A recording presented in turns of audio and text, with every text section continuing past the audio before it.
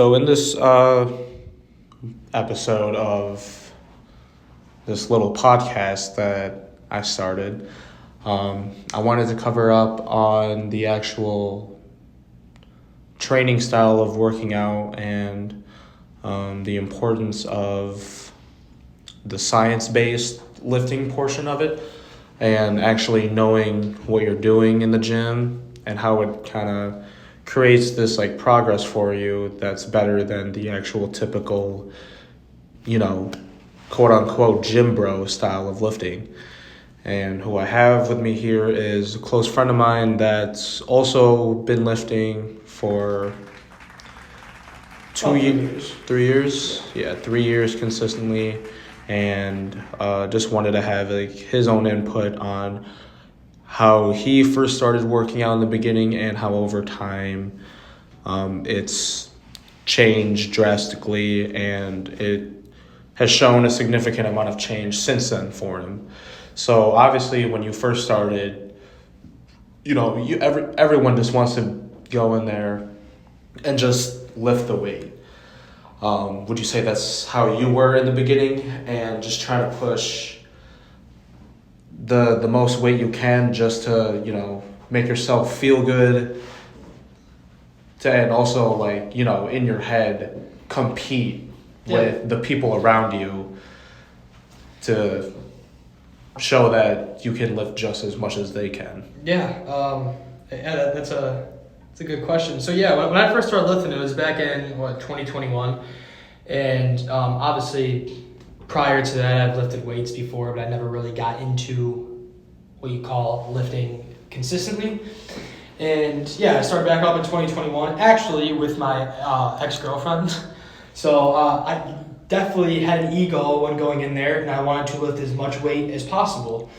And I definitely think from 2021 to now, my knowledge has increased significantly about lifting scientifically, as you would call science-based, or just achieving optimization. And I have learned that is the proper way to grow a muscle. And when I first started going in there, I would try to for example, go on the bench press, and I'd hit a plate on each side, 135, and I'd just do that until 10 reps, and then I'd be okay, I'm done. But now I've kind of transitioned that and went towards lifting until failure. I've learned that is the way to really achieve muscle growth, is by training intensely and training until you literally cannot push another rep up. And that is where I've seen significant muscle growth. And I've also, prior to talking about this podcast, me and Jacob were actually discussing protein consumption.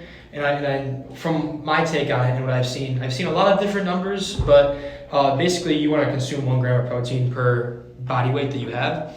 So for example, I would consume about 170 grams of protein a day to really achieve muscle growth.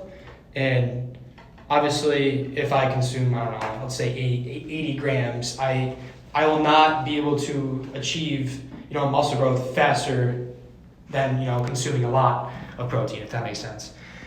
And back when I first started lifting, I didn't do that. I would just go there and I would lift the weight, and that would be all I did. And obviously I try to eat healthy, but protein is key, and I have learned that. And obviously it depends on what you want to do. If you want to lose weight, you want to gain weight, you want to eat a lot of calories, or you want to consume less calories. And obviously there are different calculators that will allow you to calculate what your calorie goal will be for the day, or calorie limit. And I have definitely utilized those calculators, because they've helped me gain weight or lose weight. And I've learned that eating a lot of food is not going to help you gain weight, but eating a lot of food at a high calorie surplus with protein will really help you also gain muscle and not just gain fat. And I've learned a lot of things, and definitely TikTok has helped me a lot with that. There's a bunch of gym influencers. My favorite guy, his name is JPG Coaching. Not sure if you've heard of him, but he's really big on scientific-based training and what is optimal and how to train in the scapular plane, which is basically aligning your rep with your muscle fibers. And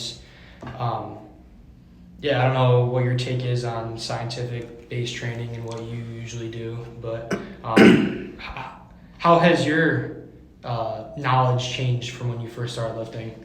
And have you seen better results now? Or Yeah, for sure. When I first started lifting, I was on the same boat that you were with, I was always that big guy that, I walk in the facility and you could just tell like, oh, that guy definitely pushes an X amount of weight on whatever compound lift that I'm doing. But, the run that I had with that was fun and everything. But when I started to really open my mind on the actual science-based training and lowering down the weight, focusing on the eccentric, the slow and controlled portion of the lifting, that's what I started to gravitate more on. And definitely. realize how much harder it is than to actually lift, because back then I would just push the weight versus now I try to feel the weight. And that's a great point.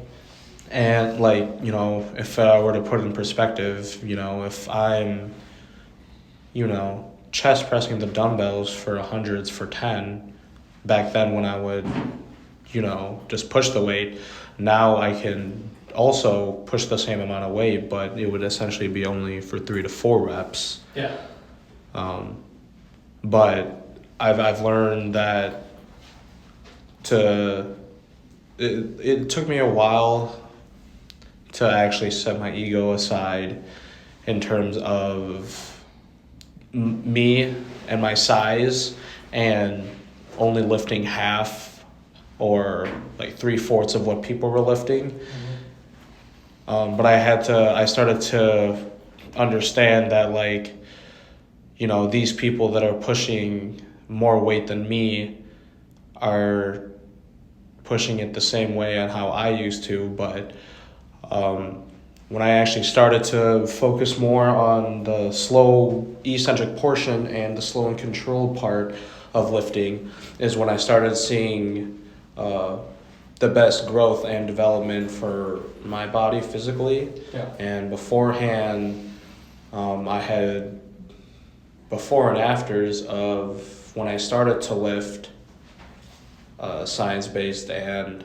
I started seeing more development in my shoulders. I started to have, veins in areas that are usually more prominent, but I never had because I was always bigger when I was younger. Yeah. And, I'm very happy with the transition to where I started becoming more knowledgeable in what I am now, learning about the actual diet portion, whether it's from reading a nutrition label, knowing how many calories to consume, whether if I want to maintain or if I want to cut or / lose weight, and knowing the actual protein that I should be consuming each time. Mm-hmm. And it's really not a game when it comes to,